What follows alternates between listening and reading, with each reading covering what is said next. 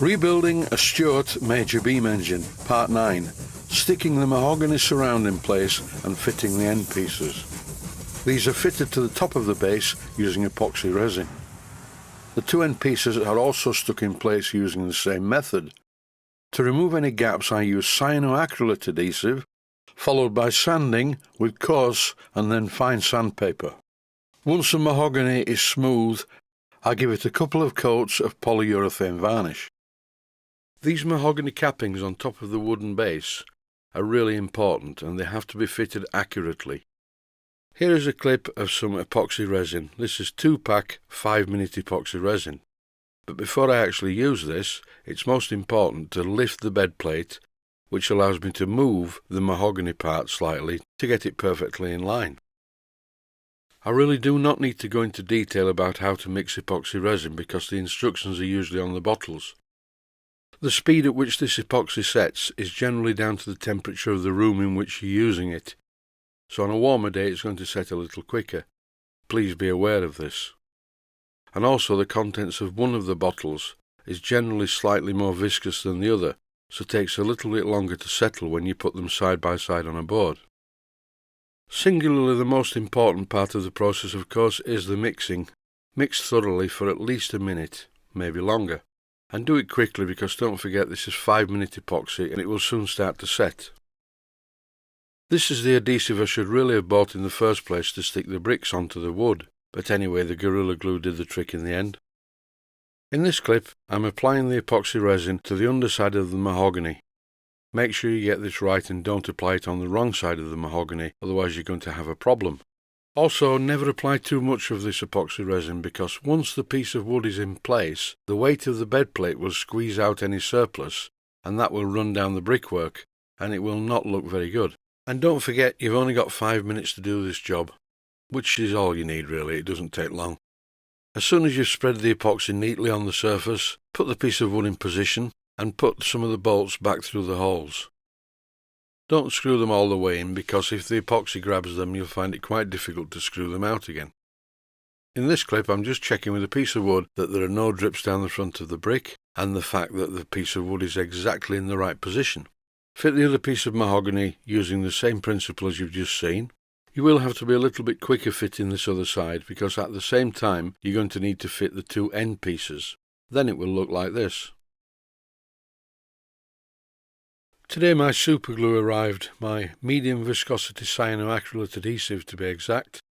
I'm using this cyanoacrylate to just fill some cracks in the mahogany. Where the pieces are next to each other, they're quite a good fit, but there is a slight gap. So the gap filling properties of this stuff is quite amazing if you do it like this. You just run some into the crack in the wood, and then you wipe off the surplus and using some fairly coarse sandpaper, sand it all together, and what happens is the sandings from the sandpaper fall into the gap in the wood and suddenly there's no gap. What I'm doing in this clip is simply turning round the base and doing exactly the same at the other end. After sanding the cyanoacrylate into the gaps, it's time to use an orbital sander to clean up the entire top surface of the wood. When using an orbital sander on a top surface of mahogany like this, it's very important to keep the sander straight and level, particularly if you're doing it on the deck of a model boat. Otherwise the top surface will become quite uneven. As you can see here, there's a slight bit of unevenness between one of the end pieces and the side pieces. But after a good bit of sanding with the orbital sander, these will disappear and it will all become quite smooth.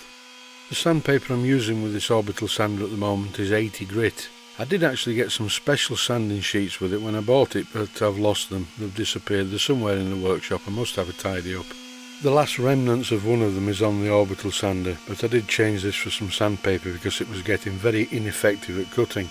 When you're using the corner of an orbital sander like this, you really have to be especially careful not to tip the sander and plough a great big groove in the mahogany. Anyway, I didn't in the end. And here I'm finishing off with some fine wet or dry paper. So once I got a nice smooth finish to this mahogany, I applied the first coat of varnish. I applied it with a cloth, and this is of course Ronseal hard glaze as usual. It's the oil-based version. I do not use the water-based version. I once did, and I found as I built the coats up, it did take on a bit of a milky appearance. so I used the old-fashioned smelly stuff. On this engine bed plate I wanted to incorporate proper pressure union fittings for the water pump, so if it needed to be used to pump water, it could be used to pump water. What I'm doing here is making just a rough template as a guide pattern so I can transfer it to a piece of brass. This is just mahogany fastened together with cyanoacrylate adhesive, and the clamps are just holding it temporarily until the cyano dries. Once the cyanoacrylate is fully set and all the pieces of mahogany are well held together, it's time to cut them and make them into a little frame like this. This looks very crude at the moment, I'm aware of that, but it will look better in a while. Now I haven't mited the corners on purpose, I did not want a window frame look. For the moment the part is sat on a metal plate with a heavy piece of metal on top of it to hold everything together. While the cyanoacrylate adhesive was drying, I made the metal plate. Drilled a couple of 3/8 holes in it and it looks like this.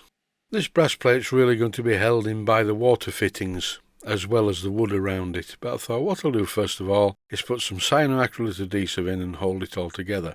And to make sure that it doesn't wobble about and is flat to the wood, I temporarily screwed in a piece of mahogany just to hold it in place. Once the cyanoacrylate adhesive had set, I removed the temporary piece of mahogany that was holding the plate to the former and then drilled all the way through with a 3/8 drill.